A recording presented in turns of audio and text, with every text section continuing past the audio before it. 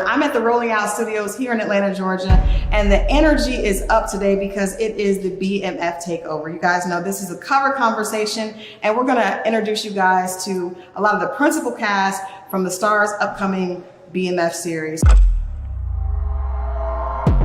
When we was growing up, we wanted to be like Young Boys Incorporated.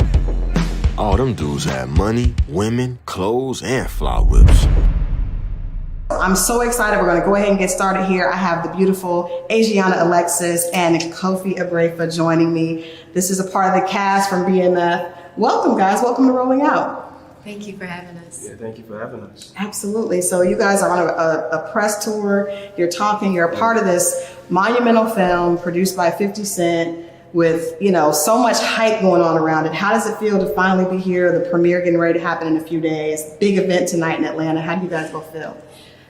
I feel like it's just so many emotions that I haven't even fully taken it in yet, but I mean, it's a blessing. I'm so glad to be a part of a show where, you know, we're telling real stories that's authentic, it's real, and we're just, you know, being honest to what everything BMF is about. Yeah.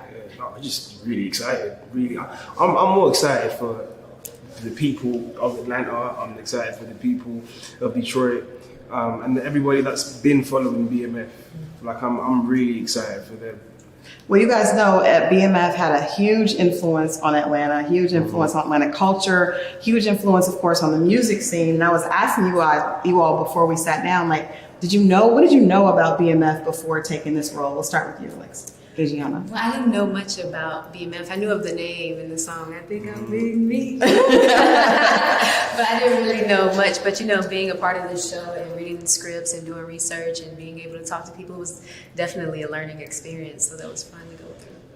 Well, I want to ask you, Kofi, playing a real life character that actually, you know, could, you know, his friends know him, you know, family. Did you feel pressure to really get this role right, knowing that this was a story that affected so many and so many people were going to be really looking to see the authenticity of the role? Yeah, I mean, like the character that I do play is like a arch rival nemesis of Meech and Terry, and he is still alive, and there were articles and stuff to kind of research on him. And, I mean, everybody kind of has characters that are loosely based on real people, and I think the beauty of that is that it actually happened. These stories are not stories that are fiction. It's stories that have happened, and we're just kind of bringing it back to life, which is always a pleasure to be a part of. So tonight in Atlanta, there's a big premiere, a big celebration, the actual premiere on Stars. What has this role meant to your career? I know you're playing Kato, one of the females in the crew. What do you think this role is going to do for your career? Well, I mean, I'm just so glad that I'm able to show diversity, and I'm just able to open up more doors for, you know, the young females that's coming after me. You know, it comes very few in between when we get the opportunity to be a part of, you know, a lead show like this with Black female actresses, and with just stars, you know, taking the lead. They're really taking the initiative and the next step to amplify narratives and really use unique voices to just, you know, tell stories in a more unique way that could possibly make changes to the world. So it's definitely a blessing, and I'm just happy to be a part of the movement. That's dope. So Kofi, how did you feel when you got the call that you actually landed this role? Like, what went through your head at that time? I was ecstatic. I mean, it was crazy for me because I was actually away on holiday, and I got a call from a lady that I call my mother, Marianne Jean-Baptiste, who's like really cool with Tasha Smith. Mm-hmm. And so Tasha was on the phone as well, and she was like, you got the job? And I was like, yeah, lost it. And also knowing that I was gonna come out here and, you know, get to work on such a massive production, it was just very, very, very, very, very exciting. We've got some heavy names affiliated. You mentioned Tasha Smith, of course, mentioned 50 Cent. What have you guys learned from some of the heavy hitters and the more experienced producers and actors on set? Do you know what? The great thing about our cast is that there's like 3 generations of like, you got the seasoned like actors and stuff, like your Steve Harrisons, McCall White, you know, you got Russell Russell Hornsby, and then you got kind of like the middle lot, which is like kind of like me and like Miles Bullock and like Christian Robertson, and then you got like the younger lot, like, well, I put you in us, right? I put Adrian will be in the middle kind of group, and then you got the younger lot, like you got Meech, and people that are doing it for the first time as well, like, you know, like Cash as well, like kind of, and I think that mix and that blend of like, you know, like the OGs and young ones coming through, I think it created like a really like a family. Authentic. Yeah, it was so fun to just, like you said, see everybody who's done it on so many different levels just really come together and like put their best foot forward and really want to make it like a real story. Yeah. And everybody was just so supportive. Everybody was so loving and really wanted to, like you said, make it the best work ever. And it just really felt like a teamwork. That's really cool. Yeah. I think that's really unique to this story, is having that 3 generation of like actors and Black actors, you know, having an opportunity to do something that belongs to us. So kudos to both of you. If you could say like one thing that you hope audiences get from your character, especially you, Kato. We know that this is mainly about the guys, but it's good to have some girls. We know Cash Doll is in it and you're holding it down. What do you want audiences to get from Kato? I hope that they're inspired by Kato. I hope that, you know, Kato really inspires girls to, you know, be themselves in like this man-dominated world. Kato, she has to be a chameleon, you know, and she has to learn. She's kind of just going in blindly and just, you know, trying to make it for herself, being a young female. So for all the young women out there who are hustlers and just, you know, trying to be their best, I hope that inspires them. And I hope I was just real to the character and that they could just get whatever it is that they need from them. So I also want them to be able to take whatever, you know, is helpful for them. I like that. It's good to hear that there was a female holding it down, because we know that there's a big movement. You know, women are definitely in leadership positions now, but back then there were not definitely a lot of women out there doing their thing, you know, with male-dominated crews like that. So I definitely can't wait to see your portrayal. Kofi, what do you want people to get? You get to play a role that had to be a lot of fun. Tell us, what do you hope that audiences get from your character? I guess the complexity of the man, like, you know, how he is when he's with family and how he is when he's on the streets. Yeah. And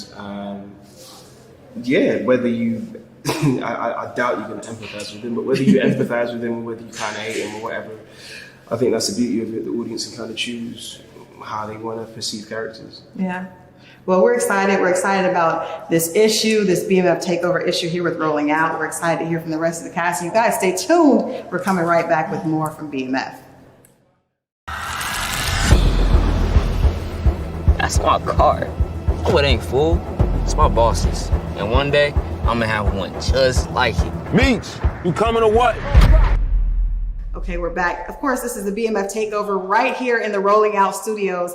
I'm gonna acknowledge, you guys know I rarely get starstruck, I rarely get shook, but when Steve Harris walks in, I was thrown off. Welcome, Steve Harris. Thank you very much. Playing and she's telling the truth too. She was. We had a good time with it too.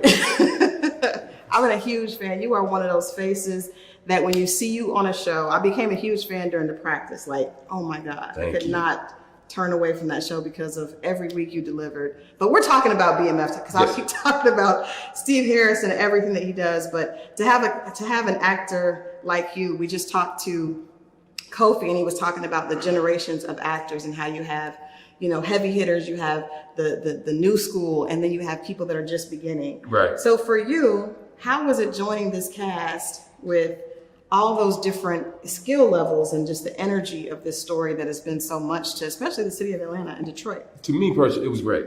You know what I mean? You get an opportunity to tell this story.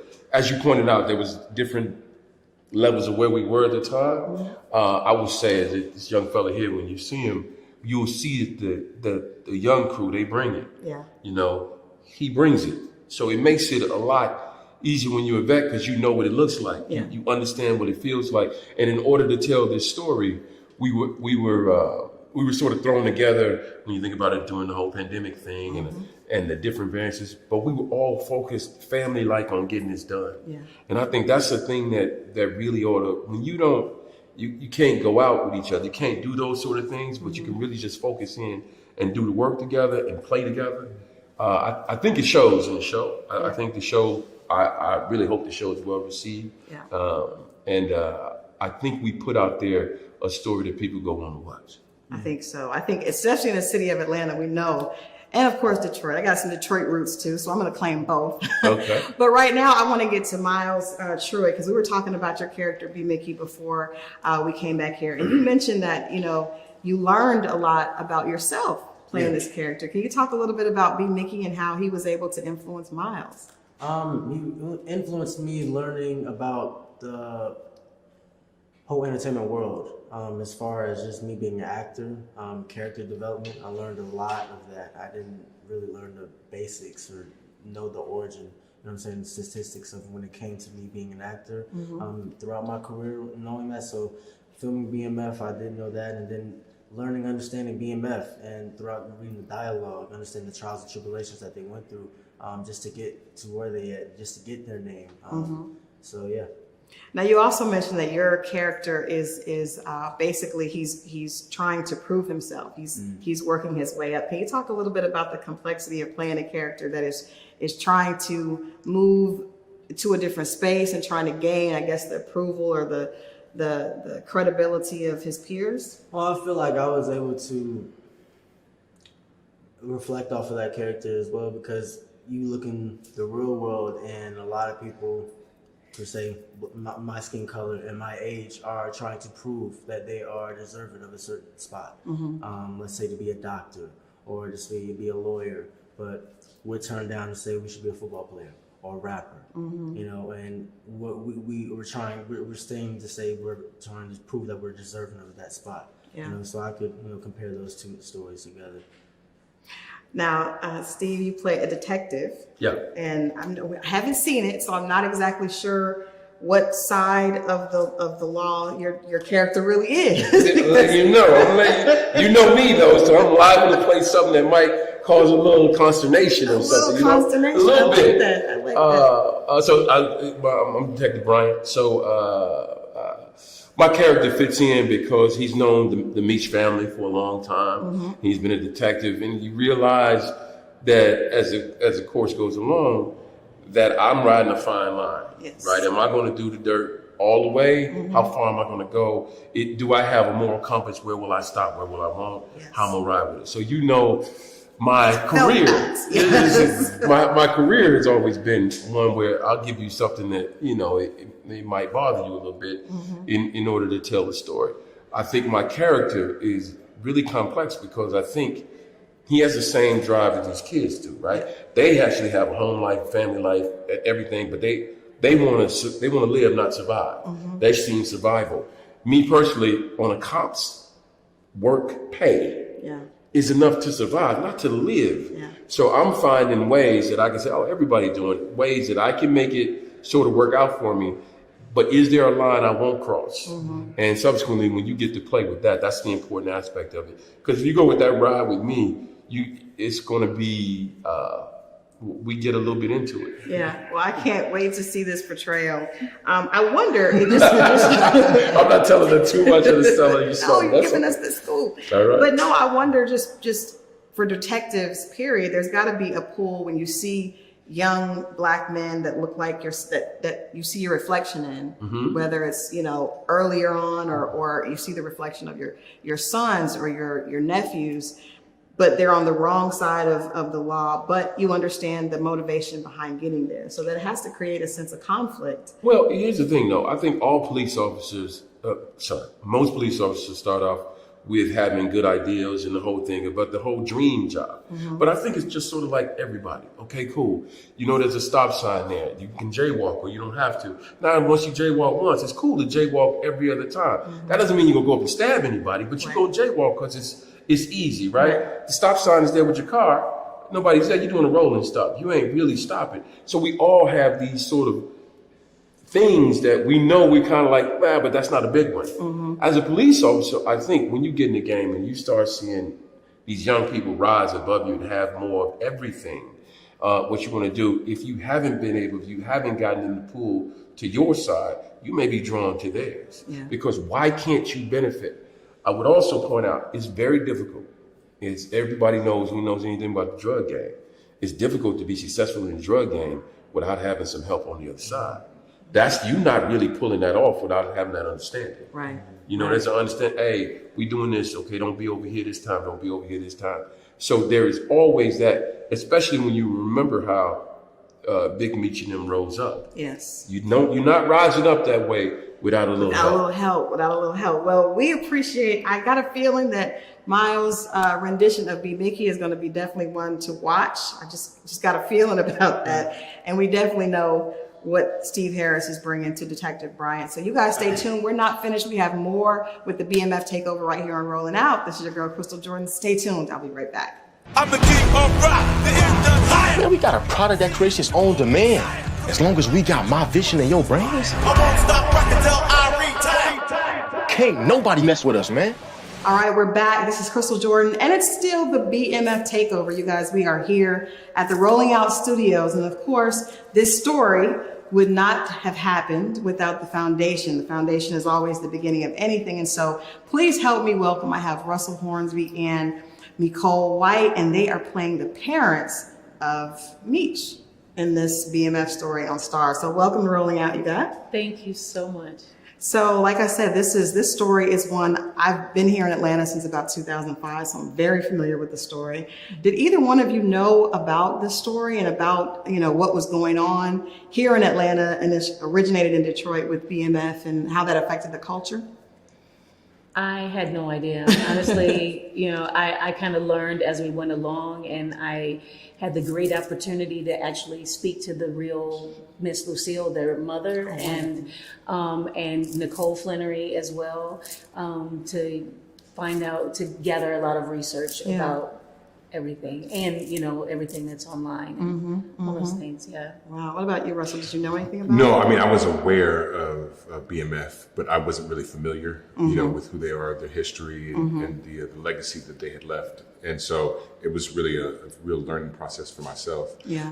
Which I enjoyed, but had like Nicole said, had a brief opportunity to speak to Miss Lucille and talk to her about her and Charles's marriage and relationship and their friendship. Yeah, that's beautiful. We're excited to see this. We know we're going to get a chance to see a sneak preview tonight. But I want to ask you, Nicole, since you mentioned being able to speak to his mother, and we know that this is a story of a lot of mothers, that have sons that may be doing something that they don't approve of, but there's still a love for your child. Talk a little bit about that dynamic of loving a child that may be involved in something that you don't approve of, but finding that balance of still being able to be a parent in the middle of all that. Yeah, that was a tricky thing to handle because you love your children unconditionally. I'm not a parent myself, but I have nieces and nephews, and I'm very close to my mom. And I have a strong relationship with Lil Meech now, which is lovely. But yeah, it's a tricky slope when your children want to go a different way. But for Miss Lucille, I think it's really difficult for her to separate from her family, period. So she loves them unconditionally, and she would do anything to keep her family together. Well, I want to ask you, Russell, because a lot of times mother's love and a father's love are a little different. Right. Yeah. So talk a little bit about a father, and how does a father find those boundaries? It's usually a little bit more stiff than the ones that the mothers institute. So can you talk a little about loving a son, or how did you approach this character with his relationship with the son? Yeah, I mean, I think that that's why you need the nuclear family. That's when you need both mother and father there, because a mother gives her love and a father gives his love through discipline, oftentimes. And I think that it's important as Charles, being a black man, raising black boys, at that time, realizing that there needs to be a stern hand at home because they have to set an example. And, you don't want your boys to go astray, but you do realize that boys become men. And what happens when you're dealing with times and conditions that aren't ideal, kids and boys have to grow up a lot faster. And unfortunately, that's what they're facing. And so what happens is he has to look his boys in the eyes at a younger age and say, you're essentially a man now. Yeah. And I have to treat you as such, especially when you don't sort of abide by the rules. Yeah. Do you know what I mean? So, and my mother, parents used to say, you can't be two men in one house. That's true. And so the same thing, there can't be two women. And so, if you can't go by my rules, then you got to go. Yeah. That's generally what it is. And that's a man, a father being a man, but a father knowing that I have to raise these boys with a stern, loving hand. Mm-hmm. About manhood. Well, you mentioned family and the nuclear family, and one of the consistent themes that we've heard from everyone that's sat here so far is that it really did feel like a family shooting this series, and the fact that you have so many generations of ages and backgrounds. Talk a little bit about the feel of just the cast and how you all were able to actually, come together during a very troubling time during COVID and create this that does have a family feel to it. Well, I think, you give what you get. And I really believe that Tasha Smith did and Randy did a wonderful job in casting, the show. Mm-hmm. And everybody I felt is where they're supposed to be. Yeah. And I think that it was important that, Nicole and I have a deep, abiding friendship and relationship, artistically, that, we have a history.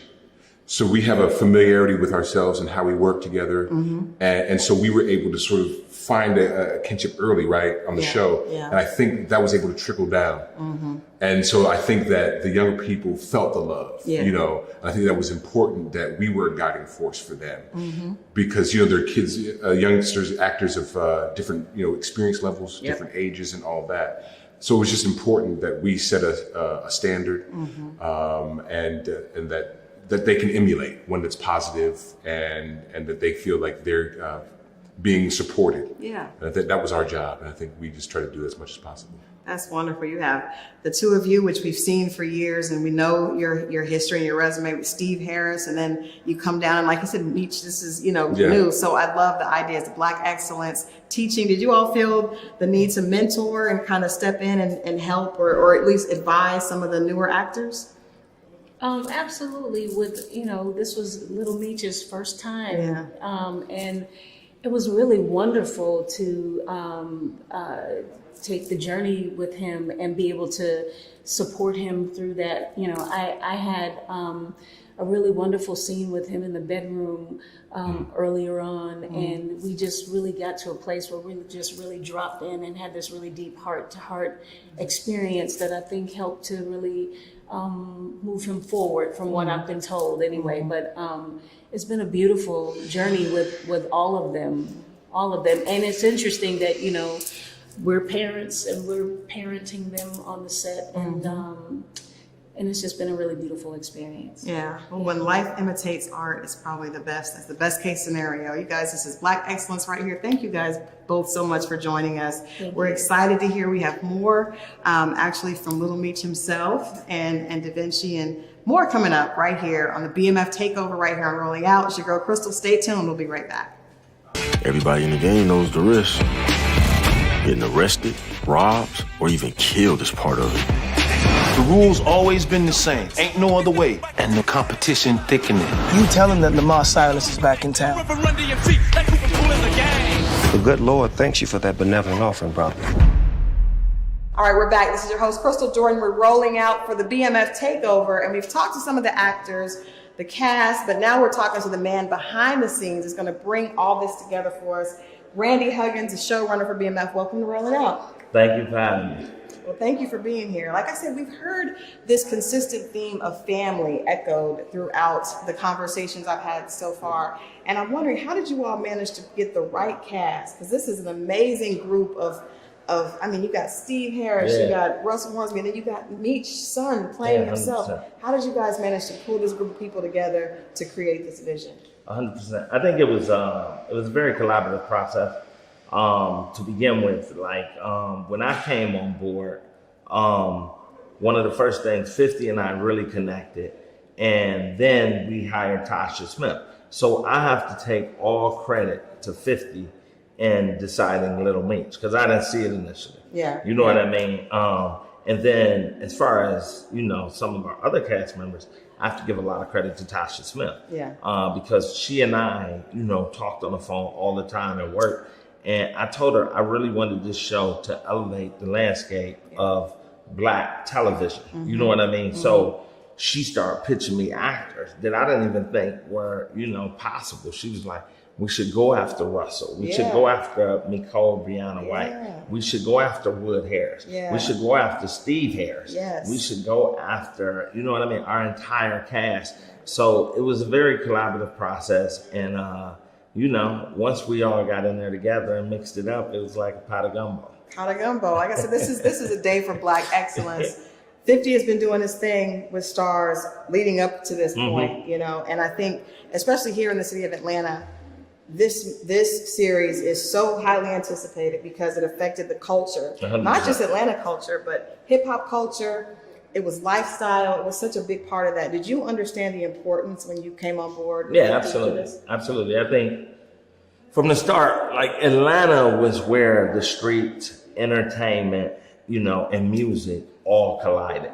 But I would be remiss if I didn't, you know, talk about how this story evolved. When I first got on board with the story, and I used to have to go to prison. Like I've been in prison 3 times to see Meech, and you couldn't take a pen or a paper, you know what I mean, or a recorder. So you sit with him for like 6 hours, and you know, after the 6 hours, you run in your car and you try to scribble everything you can remember that y'all talk about. And then when you do a phone call, it's only a 10-minute phone conversation. It's interrupted all the time. So imagine trying to break a story like that. You know what I mean? But one of the first things that Meech said is he said, everybody knew about these dudes from Detroit that went to Atlanta and started getting money. But I really want to tell the origin story, like why we got into this. He was like, most people would suspect that we came from a broken family. We didn't. We came from a 2-parent household that was very much backed in Christianity. We was just poor as all get out. You know what I mean? And so it made them make some choices that whether you agree with or not, they were choices about survival. But the other big thing he said is, I want to tell the origin story, which means we had to start in my hometown, his hometown, Detroit, Michigan. You know what I mean? So what I hope to do with the series is take the series on a musical journey. So we're like in the 80s with a lot of Detroit techno, you know what I mean? But then once they come to Atlanta, you know, being a so deaf, you know what I mean? And just really track the trajectory of music over our series. Absolutely. That definitely is a big part of everything. People are waiting. And I love from what we've seen so far, the fashion, music, it's all the landscape of that 80s, you know, vibe. And then we got to come on up, you know, to where we see them impacting hip hop in a totally different 100%. way here in Atlanta. 100%. What's going to be dope is that we will have seen the lessons that they learned on their way. So when you get to Atlanta, you're going to understand why he makes this move. Well, he learned this lesson over here, and you will hopefully, you know, have audiences engaged enough to just stay with it and ride out. And hopefully we can create a scenario like they did on Power with Team Angela or Team Tasha, Team Terry, Team Meech. You know what I mean? But we're not there yet. We're not there yet. We're just getting the intro done. I mean, one of the things that I think makes this so special is because you did have that relationship with Meech. And I think that brings a different type of authenticity. A lot of people were wondering how much input, how much he was involved, and you just shared a little bit about that. How was this a 50 Cent thing that he was able to get him so ingratiated in the writing and the production of this piece? Well, 50 bought the rights, you know what I mean? And what I really would like to say about this project, I think it speaks volumes to it, is that the people that we hire are the right people for the job. Like I wasn't 50's first hire. Like he hired 2 other writers and it didn't pan out, but I was the right writer that he hired for this job. And that goes all the way down throughout, it matriculates all the way down throughout, you know, the series. But he bought the rights and he came to me, and I think it was up to me and the writers to really come up with, from talking to Meech and hearing all those stories, to craft a beginning, middle, end story. You know what I mean? And still maintain the level of authenticity, but still enable me to do my thing, because this is not a documentary. You know what I mean? It's still a TV show. Still got to entertain. That's my job, to entertain and keep you guys excited and jumping out of your seats. Absolutely. So based on that, I think there's nothing in my series that wasn't based on somebody. Now I may have went left with it or went right, but the truth came from the man up top. The man himself. Well, I got to give this entire team credit for really putting together a group that is representative across the entire, like just so many different representations. And I think that is another thing that's going to lend to the creativity and to the authenticity and why audiences are really going to enjoy this.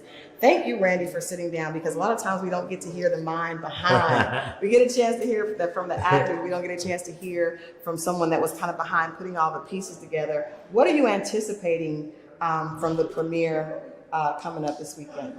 I am confidently anticipating that people are going to jump out of their seat when they watch the series. Like, you know, I used to write on another series that premiered, and we were known for making people jump out of their seat and giving them water cooler moments. So I expect none of the less with this series, especially as my baby.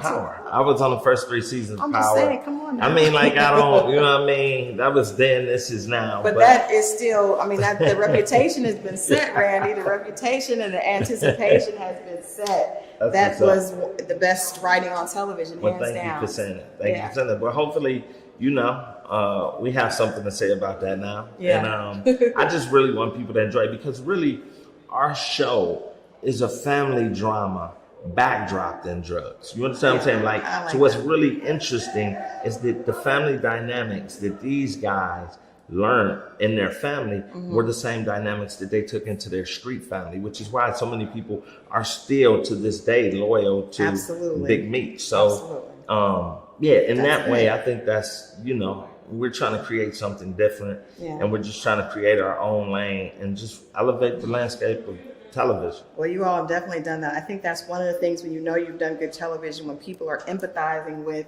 a person that they wouldn't normally empathize with. They see a person that is doing things that they don't, you know, really agree with, but they see the motivation behind it, and they see humanity behind That's exactly right. That's an important word you just said, the humanity. And that was one of the biggest things that I wanted to do with this project, is bring out the humanity in Meech and Terry, because they're not monsters. You know what I mean? There were people who made a decision, you know what I mean? Also a decision based on survival. And you know what's the most interesting thing out of all of this? Is these guys were after a slice of the American dream, right? So what's bigger than the American dream that this man has created an opportunity, a new career for his son? That doesn't happen for somebody who didn't have experience. That doesn't happen to us. You know what I mean? So regardless of what you may think about what he did, he created a piece of the American dream for his son. It wasn't given to him. No. He wasn't the first choice. I mean, again, everybody that landed it, they worked their butt off, and they deserve to be here. They were supposed to be here. Can't wait to share. We can't wait to shine. I can't wait to see it. Thank you so much, Randy Huggins. We're going to hold you to everything that you said today. Absolutely. Definitely, we're going to have to come back and give Randy his roses when this premiere does what he said it's going to do. Thank you so much for hanging out with us. I appreciate you. Thank you so much. All right, you guys stay tuned. We'll be back with more of the BMF Takeover right here and Rolling Out. So you a policeman now? Because them men need weapons to do their job. What kind of job you got? You need a gun. It's not like that. Then what's it like, Demetrius? A mother's love can only go so far. Okay, we're back with the interview that all this has been building up to. We got the stars of the new BMF series on Stars here with us, Meech and Davinchi. Welcome. We finally got to the main course. How you guys doing this morning? Great. Feel great. Feel great. I can't complain. Happy to just be alive in this moment, you know, and just live it right now. This is exciting. You're in Atlanta. Today is the BMF Takeover here and Rolling Out. I feel like a BMF Takeover in Atlanta because you guys have been doing press. There's a big event tonight, big celebration, after parties and all this. How do you feel about people finally getting a chance to see what you guys have been working on for so long? Today is the day, and I feel I'm anxious because I can't wait to see people's reaction. Yeah. Because we spent hard work, 4 months, you know, and blood, sweat, and tears, you know, put real time, real labor into this, making sure this was right. And we know that the people are gonna love it. You know, this was needed for the culture. Yeah. We needed something like this. Yeah. Just for everybody around the world, no matter if you're black, white, no matter what race, ethnicity you are, you still can feel connected to this show because it's about a family at the end of the day. Absolutely. It's about love and loyalty, not just about drug dealing. It's about soul, and brotherhood. You know, so it's more than just, you know, people need to read between the lines when they see BMF. Right, and see that. So we, you know, I got so many questions to ask you because it's, I think it's like, first of all, it's like a beautiful thing for you to be able to play your father. That had to be an amazing, just opportunity for you, and then it had to bring you even closer to understanding who he was as a young man, because a lot of times as a kid you don't get a chance to really get to know your parent when they were young. So that I want to ask you so many questions about that. Davinci, we know we've seen your face, you've been doing some other things. How was getting this role to play this huge character in this story that really has impacted culture, like BMF impacted culture in so many ways, from the fashion to the music? Is so important beyond Atlanta and Detroit, but it affected so many other people. What was that feeling like for you? Absolutely. Like, I honestly just, it felt like, you know, I was chosen, you know, because it's like, this is history. I want to be immortalized forever. These guys are like, they're like Bigfoot. Yeah. Growing up as a kid, I would hear every rapper, everybody that's trying to become something, make a reference to Big Meech, make a reference to BMF. So just to be a part of this story, you know, it's like, yo, this is crazy. But it didn't really hit me with how big it was until, like, honestly, like, I know they were like those guys, but I was in a club like last week, and this dude, his name is Will, and he's Asian. He was just like, yo, you doing that BMF story? Like, I know Meech.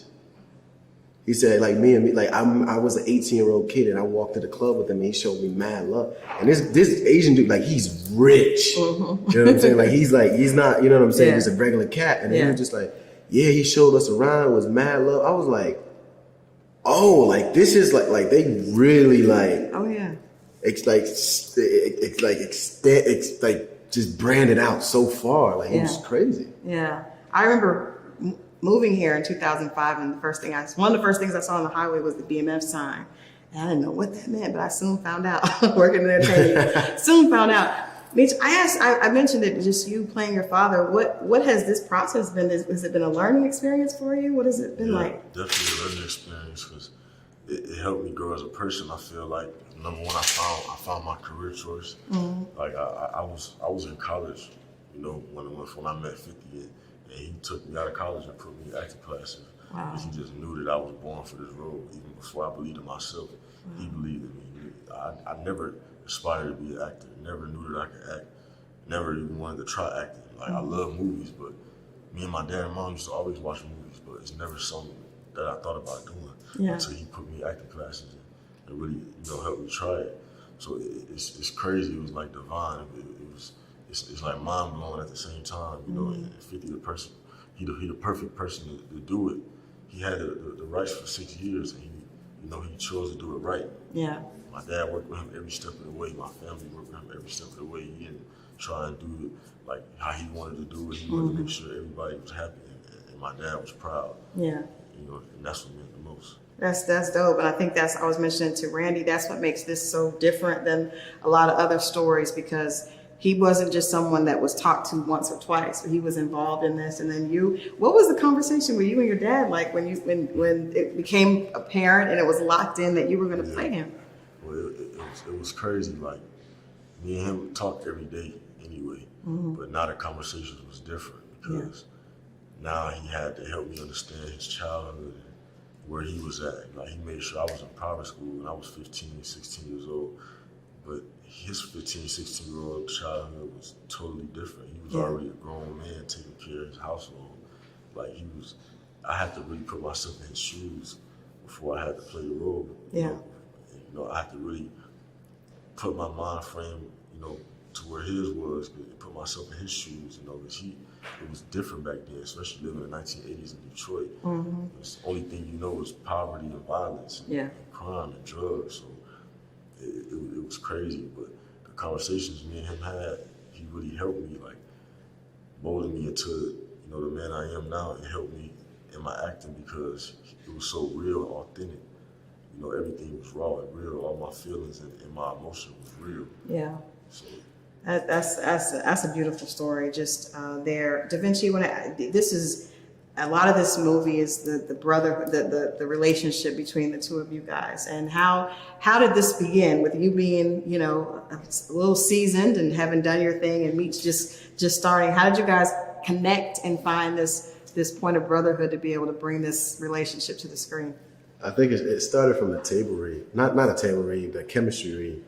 So I remember I had one audition, and then next thing it was like, oh, you're going into testing, and then when I was testing, then Lil Meech was there too, and I was like, oh, son, this is dope. Like I was like, oh shit, yo, this little nigga's here too, like, you know, and we just started just playing off of each other, and it was just organic. You know what I'm saying? It's like there's certain things that like you can't force and you can't fake. You know, when you know, and Tasha and Randy and them was like, you know, the minute we saw you two, it was like, that's that. Yeah. Like that's that. Like we don't want to see no one else. Like that's that. You know, but it just it clicked. We both come from sports backgrounds, you know, humble beginnings. We both got hustlers in our veins. You know what I'm saying? So it was just a great pair to just really just boom and just take over this world. And the dopest part about it is like, although I'm a little more seasoned than Meech, but it's like Meech have what I need, and I have some stuff that he. So it was like you know what I'm saying? Like he was my personal Google. Like I'm on Google, like yo Meech, blah blah blah. You know what I'm saying? He put me on the phone with Big Meech. I couldn't do that with Google. No matter how much research I did, I was never gonna do that. You know what I'm saying? So it just flowed. So we learned from each other. Like I told him, like he's already been doing this longer than me, so I'm coming in the game. I need that, you know, that help, that you know, that big brother too. So you know, I had that. It's crazy. Like the whole cast, like we had veterans. Like bro, me and him had real scenes with Wood Harris and Russell Hornsby and Eminem and Steve Harris. Like it's crazy. Like just thinking about it, we got to learn from so many legends. Yeah, like, it was right there in our face. It's a definite like an example, a picture of Black excellence, and like you know from the beginning to the end, like a culmination of that. Meech, did you have any idea when you were younger, like what impact your family had on culture, music, fashion, all that? Just the lifestyle of Atlanta? Not really until I got older. So your dad did a good job because he kept you. My dad got locked away when I was 6 turning 7. I just remember having a cool dad. Like, he used to take me everywhere with him. I didn't know who he was or what he did, you know. I used to just know my dad had a lot of cars, a lot of houses. He was always on private jets and traveling and always going somewhere. Yeah. But as I got older, you know, I grew to know. But, you know, me and my dad, it wasn't never like that. I didn't care about none of that with him. You know, me and him had a real father-son relationship, like we talked about. He was really, like, raising me through jail. Even though I was living with my mom, he was really helped raise me, like guide me, calling me every day, making sure I was good. Wow. You know, teaching me life lessons, telling me stuff. You know, you can't physically be there. He was there. You know? Yeah. That's that I think this I mentioned to Nicole, like I think there are a lot of mothers, sons, fathers in this situation. And what do you think that people are going to get from the family aspect? Because it's like you said, it's not really just about, you know, the drug game. It's really about a family and figuring out a way to survive in an America that didn't allow a lot of us to do that, you know, years ago. So what do you think people are going to get that maybe, I'm sure there's a lot of kids that are growing up with parents that may be in jail or parents that have done something. What do you want them to get from this series? I think this series, it's entertainment and it's telling a true story, right? And at the root of it, you see a family that was just, you know, we dropped in this game. This is a 2-parent household, come from spiritual background. The parents are doing everything they possibly can do to make ends meet, but it still wasn't enough. And like Marcus Aurelius said, poverty is the mother of all crime. So, you know, no matter if you have a 10-parent household, it's like if you poor, you poor, you know what I'm saying? And these brothers just really just hustled their way out, you know? And I mean, you given the history of African Americans, I mean, we were trafficked into this country, you know what I'm saying? And then put in a position where we can't play ball the right way. We don't have those opportunities. So it's like, I think what we want people to see is like, these are 2 brothers that was dealt a terrible hand. Yeah. And they made it out like this. And imagine if this country gave them a different opportunity in the beginning. And they end up pursuing the American dream and still making it. The reason why we in this interview today, the reason why me and Lil Meech is employed right now, you know what I'm saying? And they was incarcerated like 20 years ago. So I mean, that's the American dream at its finest, you know? And I think this show really does that. It all depends on how you look at it. I mean, some people could look and be like, yo, are you promoting, you know, X, Y, Z? But it's like, yo, you know, it's like, not really, because you don't watch Forensics Files and NCIS and be like, yo, Right. you're like, you know what I'm saying? Right. It's like, I'm gonna do this murder, but I'm not gonna do it this way, you know? Because if you're watching like that, then you shouldn't watch TV at all. But yeah, so I think what we want people to just get out, like, these brothers had loyalty, they had a bond, they had a family, and they were just like, yo, we need to hustle out of this just to not only make our lives better, but everyone around us. Yeah. That's a good point that you made, because it is, we think of entrepreneurship. To me, when I think of entrepreneurship, the brain behind what they were able to do was like that is the definition of entrepreneur. It just might not have, you know, might have been on one side, but can you talk to us a little bit about the intelligence and the strategic mind that it took to create the empire that they did? That's why it's not done very often, because there aren't people that have that don't think that way. So can you tell, what do you think, or do you have a different level of respect after seeing the journey on this side of how smart and just really big picture thinkers your dad and his brother were? And brave. Yeah, just brave as shit. Like, Actually, it's crazy, like, thinking about it, being they were so young. Like, my dad told me he made his first $1 million at 15 years old, which is like in the 80s. Yeah, that's like 10 million back then. And you gotta think, his mom and dad literally were like in church every other day. Yeah.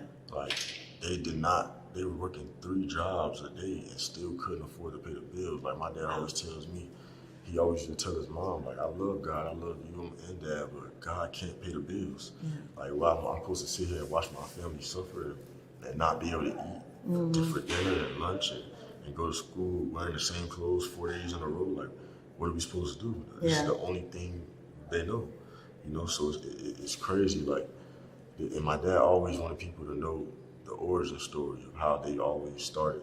Because now people only know the documentaries and what they hear. They only know that they were rich and what they spent and how many cars they had and all that. When it's and not the strip club was on right. lit. And it's not really even about that. You know, my dad wanted people to really understand how they were brought up and what made him do what he did. Like, why he did what he did.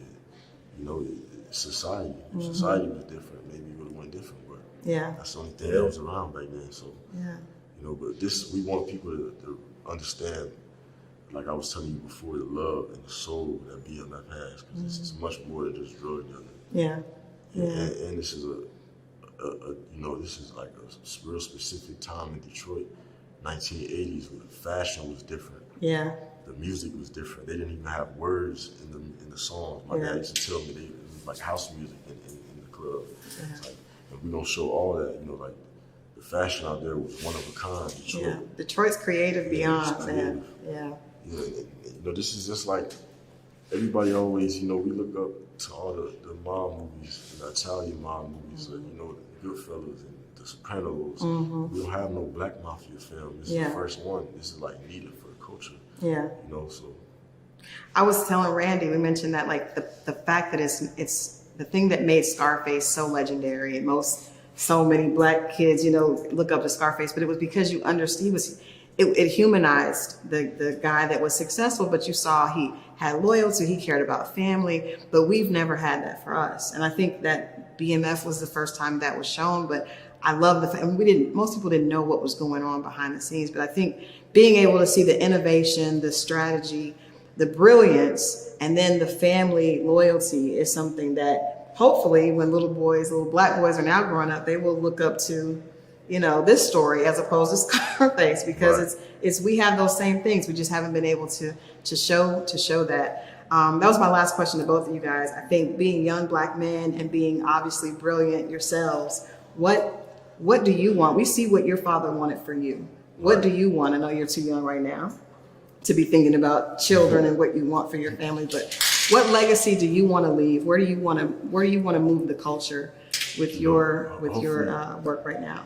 Hopefully one day, you know, I really want to get the message out though to, you know, our younger culture and our generation, you know, just to show your kids never stop believing in your dreams, because really anything can happen.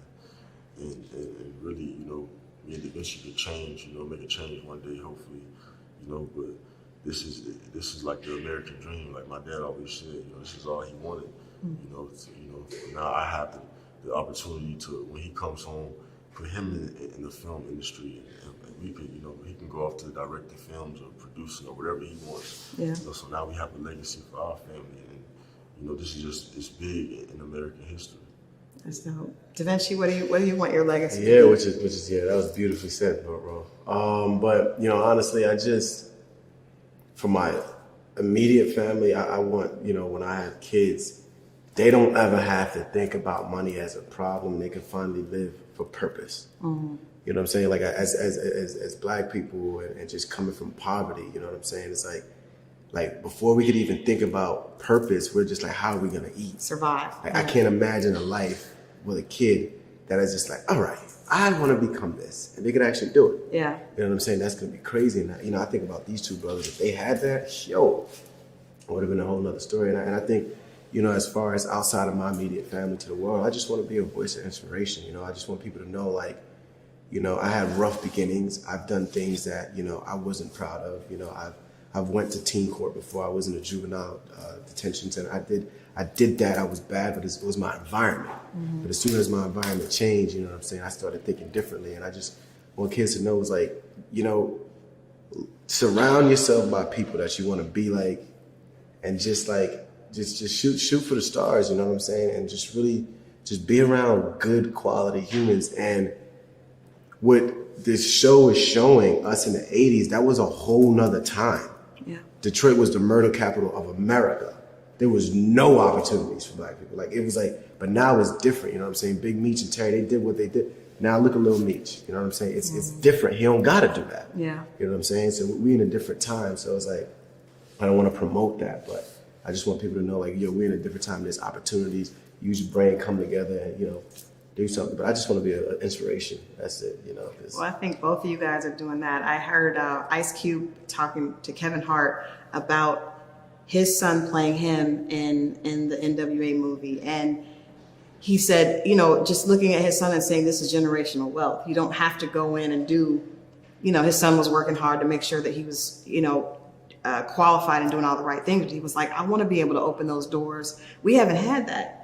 And I think this is another example, you know, of you doing that. I'm so proud of you. I don't know you, but I'm so proud of you. And I think that's such a special thing for you to be able to do this to your father. That's gotta be a beautiful thing that you probably haven't even taken in that enormity of it yet. It's so special. Right, it's so dope. Yeah, but I look at the pictures. Dream. These two have embodied the role, the artwork. You don't, it doesn't even feel like it's 2021 when you look at the artwork and you see everything. You think you're back in the 80s in Detroit. We're getting ready to get out of here. We got more. We got to get pictures of these guys. We got more coming. This has been the BMF Takeover here at Rolling Out. I'm your girl, Christal Jordan, sitting here with Meech and Davinci. You guys, it's going to be big. We can't wait till you see it. It's the Blackout, the BMF on Stars. Tune in.